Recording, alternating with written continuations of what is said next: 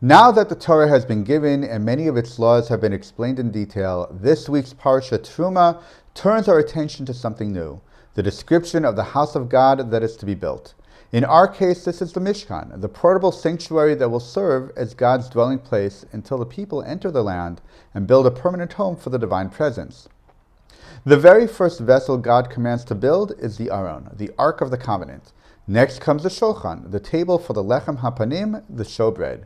And then we are told to fashion the menorah, the seven-branched lamp. The Aron and the Shulchan each have an obvious function. The Ark houses the tablets and serves as the spiritual center of God's dwelling place. The table holds the bread that symbolizes not only God's ongoing sustenance, but also community, fellowship, and the sense of being at home with one another. But the menorah seems different. What exactly is its purpose? Why is a lamp of all things one of the central vessels of the Mishkan? Like any lamp, the menorah produces and therefore represents light. In Mishlei 6:23, light is used as a metaphor for Torah. The menorah then symbolizes the illumination of the Torah's wisdom. But this is not a passive wisdom that descends upon us like prophecy. The Malbim explains that the menorah represents the wisdom of Torah attained through human effort, through our own intellect, analysis, and discernment.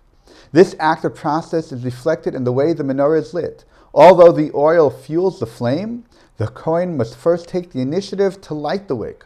Only after that initial act can the wick draw the oil and transform it into light. Torah wisdom works the same way. God provides it as the oil, but we must ignite it through our own engagement. The menorah, however, is not just a single candlestick. It has a central stem with 6 branches extending from it. Since the menorah represents Torah's wisdom, its multi-branched form suggests that Torah allows for a diversity of ideas and perspectives. Yet the branches all emerge from the same source, and as the Gemara in Menachot 98b teaches, all the flames tilt toward the central light. They share both a common origin and a common destination. Rav Shimshon Raphael Hirsch draws an important lesson from all this. All the insights we develop through our own intellect must not only be rooted in Torah, but must ultimately lead us back to Torah, to deeper understanding and to the service of God. This may also explain why of all the vessels of the Mishkan, only the menorah is described as having goblets, knobs, and flowers, decorative elements built into its very structure. All the vessels of the Mishkan were beautiful, but their beauty was regal and formal. The menorah is different. Its beauty is organic, blossoming from within. If, as the Malbim and Rav Hirsch teach, the menorah represents Torah wisdom attained through human effort, then its decorations symbolize the beauty added to Torah through our hard work, our learning, our struggle, our investment. These are the flowers we contribute.